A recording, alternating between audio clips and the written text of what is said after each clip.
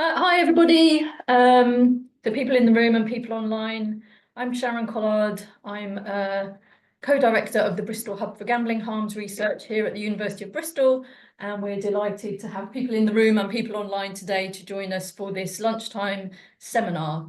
So for those of you who don't know who we are, the Bristol Hub for Gambling Harms Research is made possible by a grant from the national charity GambleAware. And our purpose is to build capacity in gambling harms research, bringing in new disciplines who perhaps have less to do with gambling harms research in the past, bringing in new researchers at all career stages and new disciplines to really look at gambling harms from lots of different perspectives using novel methods and new data and so on. So this is part of our regular seminar series that we hold. So delighted to have everybody here today, and really pleased to introduce my colleague, Dr. Maria Moxey, Maria is a senior research associate here at the Business School in Bristol, and she's going to talk to us about some research she's been doing on looking at grassroots football and gambling. So Maria's going to talk to us for about half an hour or so, 40 minutes, and then we'll have time for questions. Those of you online, if you do have questions, please pop them in the chat and we'll get to as many as we can. My colleague Vanessa Marshall, who many of you will know, our hub manager, will be facilitating the Q&A. So yeah, over to Maria. Thanks very much. Thank you. Thanks very much. And I'm really pleased to be here to speak to you today about the research we've been working on. I'm just going to share my screen. So give me one moment whilst I do that.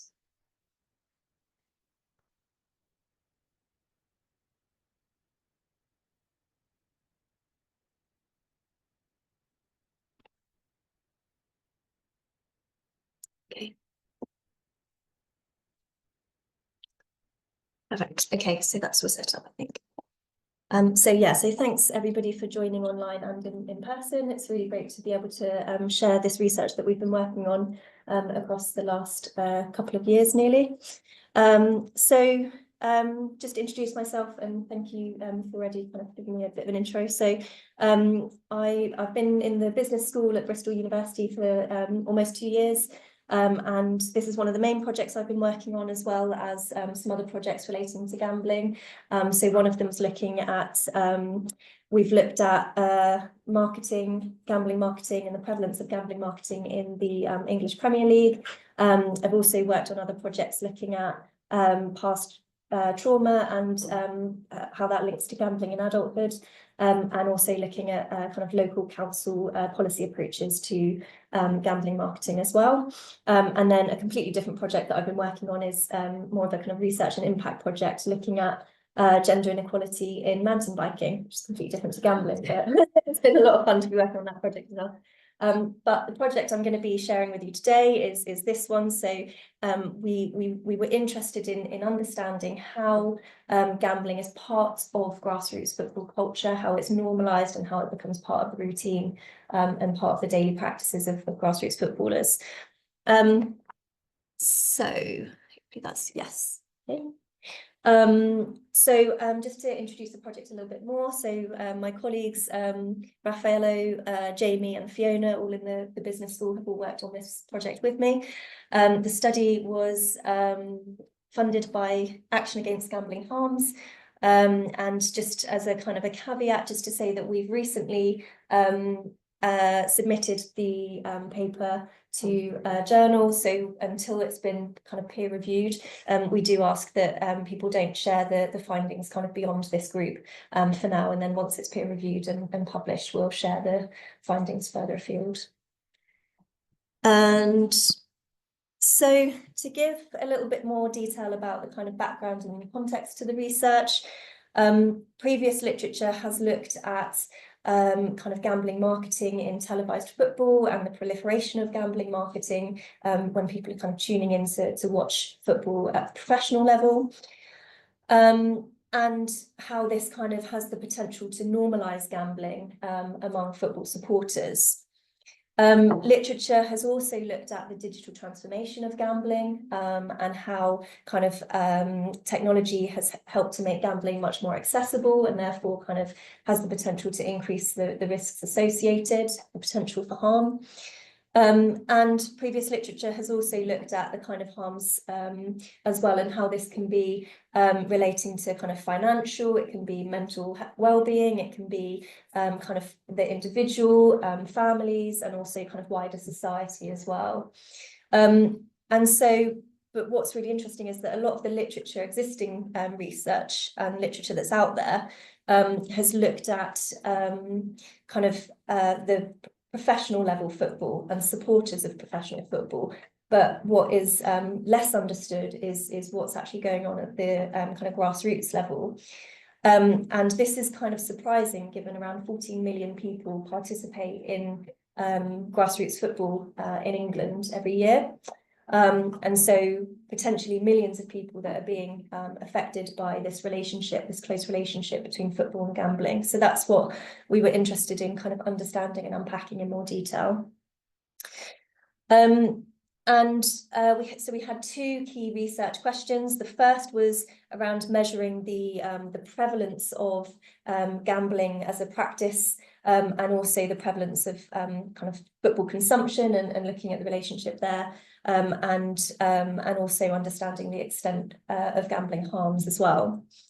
And then our second research question is around understanding more about how and why gambling is part of grassroots football culture. So we know that a lot of kind of consumption practices with football tend to be quite kind of routinized and ritualized for football players and supporters. And so we wanted to understand how gambling as a practice is becoming, or has become, kind of routinized and part of the daily practices for football players at grassroots level.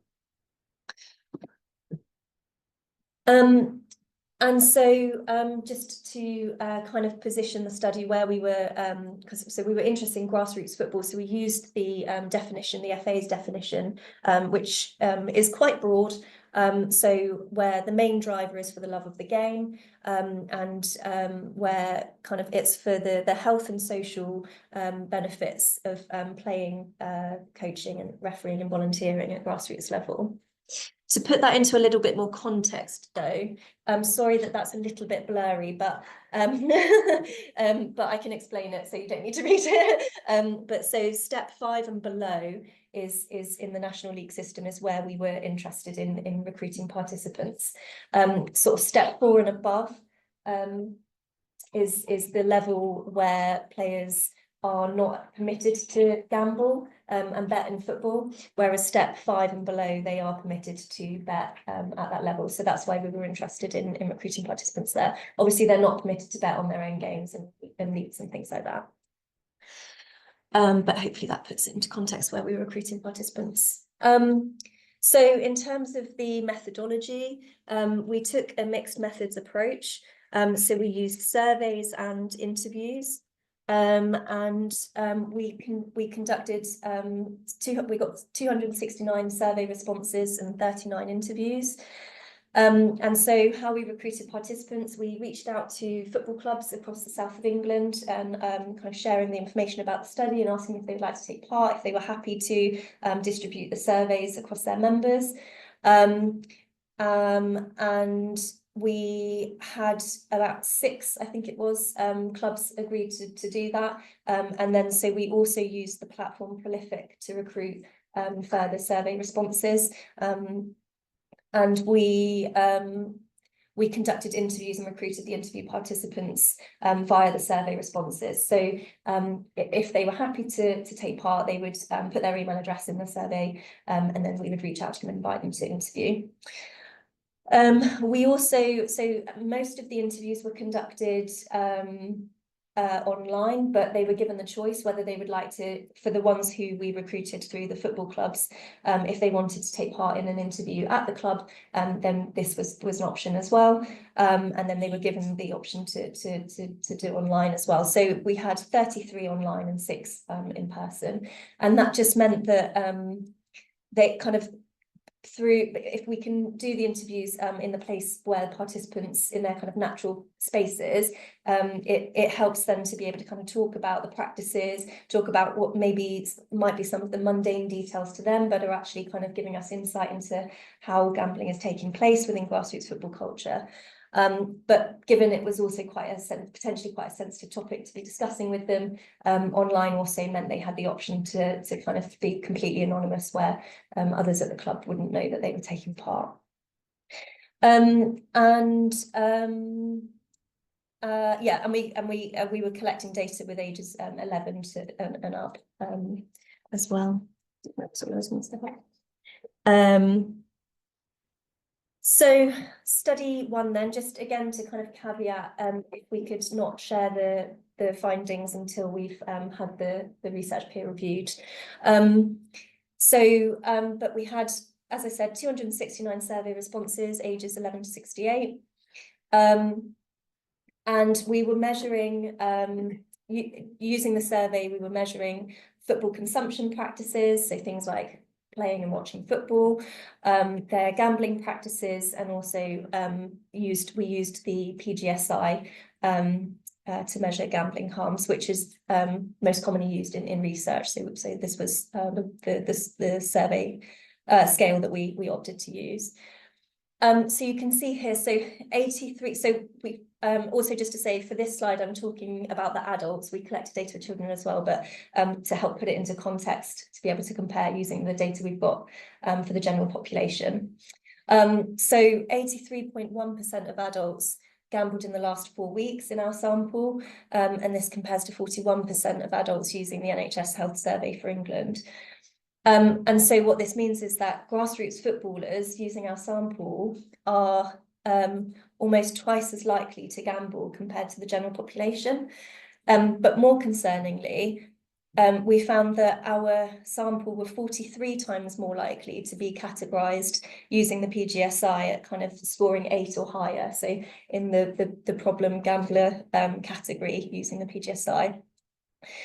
And you can see also, so for moderate risk and low risk as well, our participants were scoring notably higher when compared to the general population. So this tells us that kind of grassroots footballers are potentially engaging in gambling more than the general population, and potentially at risk of more harms. And so just to go through the survey findings in a little bit more detail, we found a correlation between football consumption and money lost as well. So you can sort of see there the kind of the correlation that we were able to find.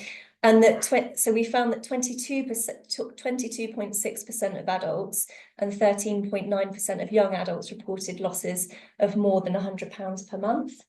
And 50.8% of young adults and 45.9% of adults placed bets at pubs or kind of the football club, so often in the clubhouses and things like that. So what this tells us is that we have an indication of where people are placing bets. It's quite common to be placing bets in the pub.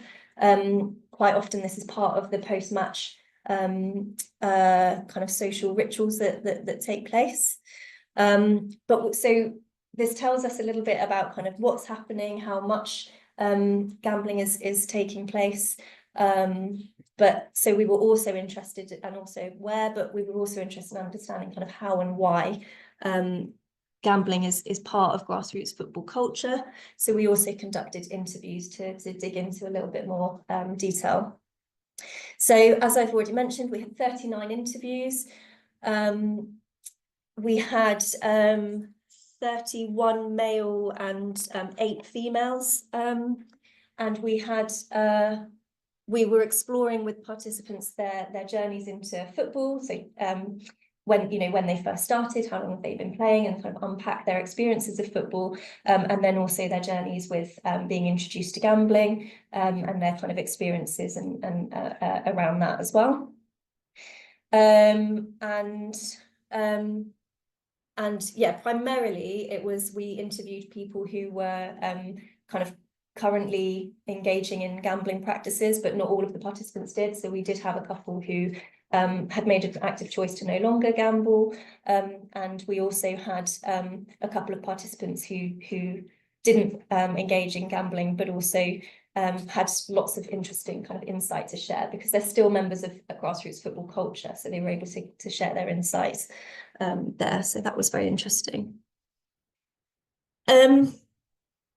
So we used a social practice theory approach to be able to underpin our research question, our second research question.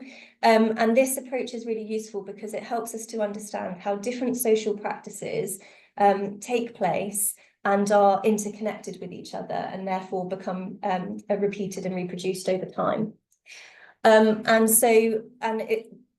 Using a practice theory approach is also really useful because it instead of focusing on individuals' decisions to bet or to engage in any kind of social practice, it also looks at the kind of social structures and influences that can influence behaviour.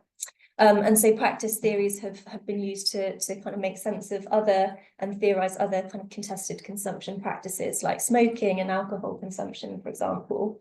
And so it's particularly useful to help kind of understand how these practices become part of everyday routine.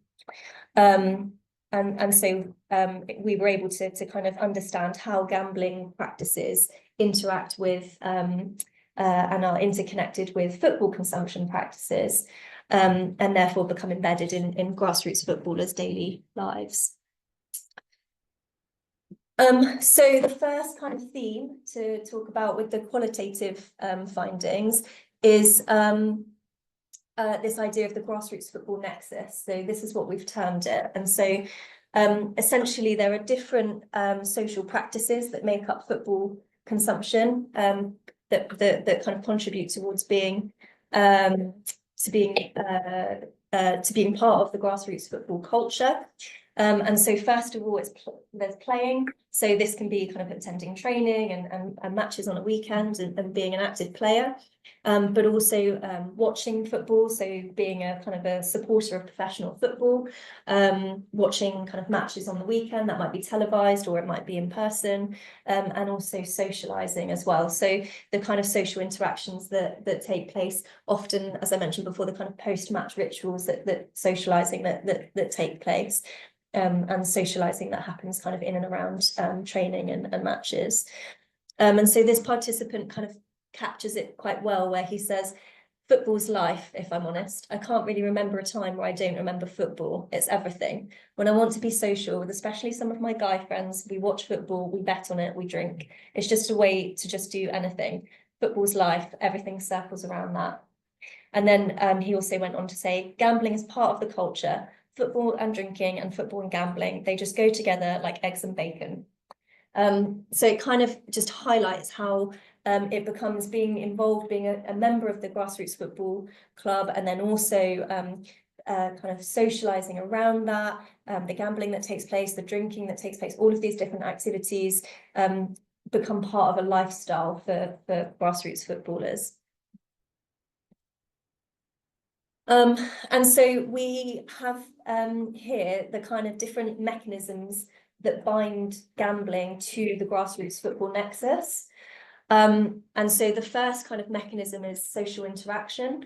And so this is where kind of these conversations around gambling that normalises gambling and betting that can happen when, you know, in and around playing, watching, and also part of socialising. So these kind of social interactions happen at all different parts of the football nexus, the grassroots football nexus. We've also got kind of the idea of gambling as cultural competence. So this is where a lot of the players kind of demonstrate their knowledge of football through successful bets, through sharing their successful bets. And this helps them to kind of gain social status in the team. And then the third kind of mechanism that binds gambling to the grassroots football nexus is technology and temporal sequencing. So that's to say that kind of smartphones and technology that's made gambling and football betting much more accessible has helped to kind of embed it in daily practice. So where before it used to be that maybe it was part of the routine to, on a match day, go to the betting shop as a team before they play their matches. And then participants talked about how they would kind of listen on the radio in the changing rooms after to hear the results coming in. Whereas now it's changed where people will take out their phones. It will be on the WhatsApp group, you know, before their match. They'll be talking about who they're placing their bets on. And then it'll also be kind of, you know, after the match is finished, they pull out their phones and they're looking at the games that are going to be on and placing bets and discussing their bets. And so this is how, and then also throughout the week, so when watching TV at home and things like that. So this kind of idea that mobile phones and advanced technology is what's helped to really embed it in daily practice. So I'm going to go into a little bit more detail about the different mechanisms. So the first one is social interaction. And so this is where kind of gambling isn't, and football betting isn't particularly stigmatized among footballers. It's very normalised. It's very much part of the conversations in those different settings, as I've already mentioned. And so as this participant puts it, he said, it's always kind of felt like it's hand in hand with football. On a Saturday, everyone says, have you put a bet on today? Who are you betting on? Then when your game finishes, everyone's in the pub or in the bar, seeing what the games are coming in and what the results are. So just highlighting how kind of normal it is to be part of the conversation among grassroots footballers, among teammates to be discussing betting. And then the second mechanism that binds gambling to the grassroots football nexus is the idea of cultural competence. So this idea that actually kind of in order to sort of gain social status in the team, players will discuss their wins, but this is potentially problematic because they're discussing kind of their wins a lot more than their losses. Which kind of glamorizes gambling. And so for people who maybe aren't betting and they're hearing about these wins all the time, it might make them think, oh, okay, well, maybe I should have a go because it seems like they're always winning, when actually they're not necessarily sharing how often they're losing. So they talked about it in terms of bragging rights. They would talk about their wins more than their losses because it gives them bragging rights. And the kind of links to masculinity and football knowledge there. And so I think it really highlights that there's work to be done in terms of normalising, talking about losses, talking about harms, as well as not only focusing on the wins. And then the third mechanism that binds gambling to the grassroots football nexus is technology and temporal sequencing. So one of the participants talked about it as though the least amount of control he has is in the middle of a match, when he maybe had decided he wasn't going to bet, but then decides to, because it's when your emotions are running high and it's when you have the least amount of control, and then you pull out your phone and bet. And so really highlighting the kind of the way in which kind of mobile phones can facilitate betting in that way. And also participants talked about it in terms of there being like 101 apps to choose from. And so not only are there kind of 101 apps, but it's normalised, it's being talked about, you know, frequently. And so yeah, so it really just highlights how kind of gambling can as a social practice coincides with watching and playing football as a social practice. Yeah, so this quote sort of highlights also the accessibility that phones give as well. So it's everywhere, isn't it? Like advertisements are just everywhere, and I think they make it so easy and give you so many offers. You get emailed offers all the time, yeah, and your bank account is straight to that, and literally within seconds place a bet and forget about it. So really just highlighting how kind of easy and how mobile phones really facilitate this kind of ease and convenience of betting. The third theme that came through in the interviews was the idea of gambling being a contested practice. So this was quite interesting because what they were saying is that even though gambling is completely normalised in their culture and completely kind of embedded in their daily practices, embedded in their routines, it doesn't quite sit right with them. There's something about it that doesn't quite sit right, and there's a level of kind of distaste around it, particularly around the gambling advertisements, and also the kind of concern for the younger generation. So this idea that younger grassroots football players won't know football without its connection to gambling, and some of the players really kind of didn't really like that, even though it's something they engage with. It's not necessarily that they want to be, and they don't want it to be as closely connected. So the one participant says, before the match even starts, you're bombarded with gambling adverts, and I just can't bear it. And it does affect you, because you want to watch the game, you want to watch your football, the adverts come up, and the way they make adverts so flashy and loud, you almost sometimes feel like you're in a casino. And another participant explained, you cannot watch a game of football anywhere now without being exposed to gambling. It's about protecting the younger kids and the next generation of football supporters. So this is a participant who regularly engages in betting, but demonstrates here that you know, he's still concerned about the next generation. Oh, should I skip it? Yeah. So I mentioned at the beginning about kind of where previous literature has looked at kind of televised football and the amount of kind of marketing that's taking place, and the digital transformation of gambling as well, and how this is making gambling more accessible. But what we've done with our findings is demonstrated how gambling becomes entrenched within kind of the daily practices of grassroots football players. And show how it becomes part of, as they've termed it, kind of the way of life. It's completely part of grassroots football culture and the lifestyle around it.